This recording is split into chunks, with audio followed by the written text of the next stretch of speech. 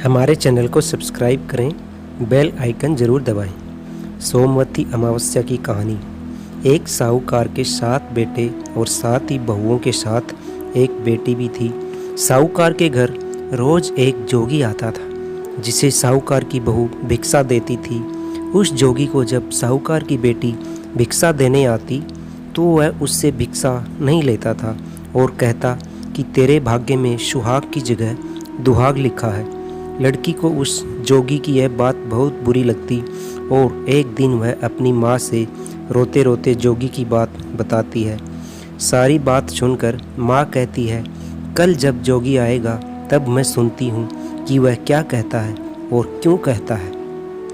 अगले दिन फिर जोगी आता है तो साहूकारनी छिपकर बैठ जाती है और लड़की को भिक्षा देने भेजती है। जोगी उससे भिक्षा नहीं लेता और फिर वही बात दोहराता है कि तेरे भाग्य में सुहाग की बजाय दुहाग लिखा है। लड़की की माँ बाहर निकल कर आती है और जोगी से कहती है कि एक तो हम तुझे भिक्षा देते हैं और तू हमें गाली देता है। जोगी कहता है कि मैं गाली नहीं दे रहा हूँ, जो बात सच है वही कह रहा हूँ। इसके भाग्य में जो लिखा है मैं वही सच आपको बता रहा हूँ। सारी बातें सुनने पर लड़की की माँ कहती है कि जब तुझे सारी बात पता है तो इससे बचने का उपाय भी तुम्हें पता होगा, वह भी बताओ। जोगी कहता है कि 7 समंदर पार एक धोबन रहती है जिसका नाम सोना है। वह सोमवती अमावस्या का व्रत करती है। अगर वह आकर इसे फल दे दे तब ही इसका दुहाग टल सकता है, अन्यथा विवाह के समय सर्प काटने से इसके पति की मृत्यु हो जाएगी। सारी बात सुनकर माँ रोने लगी और सोना धोबिन की तलाश में निकल गई। चलते चलते रास्ते में तेज धूप पड़ रही थी, जिससे बचने के लिए वह एक पीपल के नीचे बैठ गई। उसी वृक्ष पर एक गरुड़ के बच्चे अपने घोंसले में थे। एक सांप आया और गरुड़ के बच्चे को खाने के लिए लपका, लेकिन साहूकारनी ने उस सांप को मारकर बच्चों की रक्षा की। कुछ देर बाद गरुड़नी आई और सब जगह खून देखकर साहूकारनी को चोंच से मारने लगी। साहूकारनी बोली कि एक तो मैंने तेरे बच्चों को सांप से बचाया और तू मुझे ही मार रही है। सारी बातें जानने पर गरुड़नी बोली कि तुमने मेरे बच्चों की रक्षा की है, इसलिए मांग जो चाहती है। साहूकारनी गरुड़नी से कहती है कि मुझे 7 समंदर पार सोना धोबिन की यहाँ छोड़ दो, और तब गरुड़नी ने वैसा ही किया। साहूकारनी वहाँ पहुँच गई तो सोचने लगी कि इसे कैसे मनाऊं। सोना धोबिन की भी 7 बहुएं थी, लेकिन घर के काम को करने के लिए सदा आपस में ही लड़ती झगड़ती रहती थी। रात को जब सब सो जाते तो साहूकारनी आती और चुपके से सारा काम कर उजाला होने से पहले ही चली जाती। सारी बहुएं भी आपस में यही सोचती कि कौन सी बहू है जो सारा काम कर देती है, लेकिन एक दूसरे से पूछने की हिम्मत किसी की भी नहीं होती।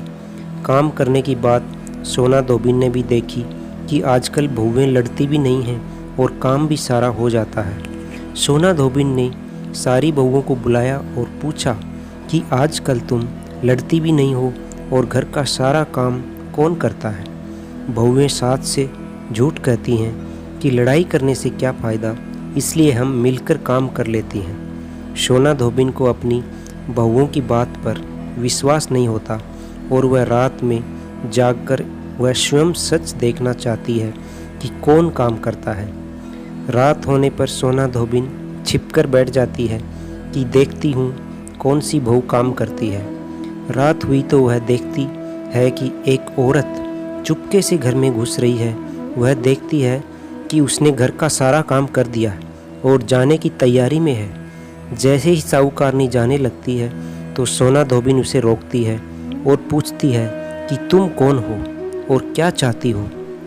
साहूकारनी कहती है कि पहले तुम वचन भरो तब बताऊंगी। वह वचन भरती है।